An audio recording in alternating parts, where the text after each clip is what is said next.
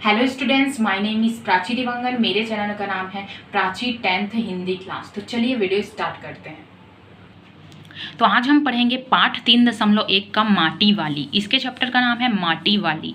इसके जो लेखक हैं उनका नाम है विद्यासागर नौटियाल। इन्होंने लिखा है इस पाठ को।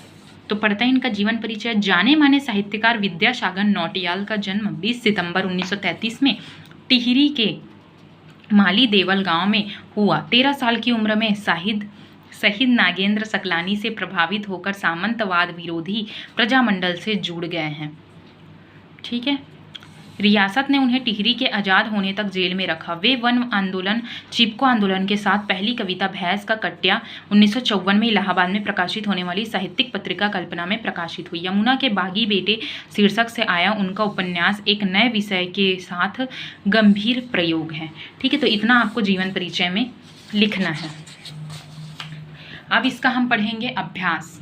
ठीक है, सबसे पहला इंपॉर्टेंट क्वेश्चन है, माटी वाली के बिना टिहरी शहर के कई घरों में चूल्हों तक का जलना क्यों मुश्किल हो जाता है। आप चैप्टर पढ़ेंगे तो आपको समझ आ जाएगा, लेकिन मैं आपको आंसर बता रही हूँ।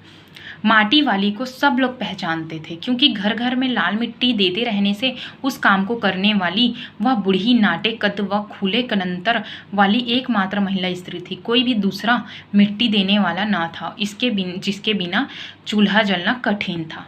दूसरा इंपॉर्टेंस है, माटी वाली का कंटर किस प्रकार था।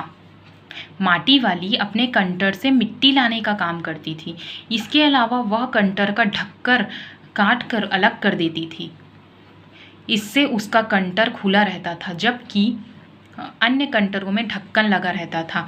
माटी वाली का कंटर ऐसा इसलिए होता था क्योंकि खुले मुंह वाले कंटर में मिट्टी भरना और मिट्टी गिराना आसान होता है। तीसरा इंपॉर्टेंट क्वेश्चन है, घर की मालकिन ने पीतल के गिलासों को अभी तक संभाल कर क्यों रखा था।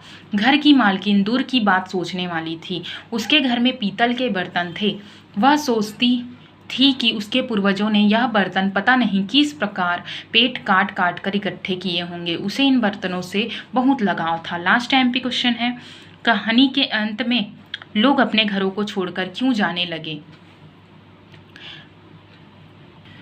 उसको काम में जी तोड़ मेहनत लगती थी। वापस घर पहुँचते पहुँचते रात हो जाती थी। इन सब के बीच उसे इतना समय ही नहीं मिलता था कि वह अपने अच्छे या बुरे भाग्य में के बारे में ज़्यादा सोच पाए, इसलिए वह घरों को छोड़कर जाने लगी थी। तो इसी के साथ हमारा चैप्टर कंप्लीट होता है। तो स्टूडेंट्स, चैनल को सब्सक्राइब कीजिए, लाइक कीजिए एंड शेयर कीजिए। तो मिलते हैं नेक्स्ट वीडियो में। अभी के लिए बाय।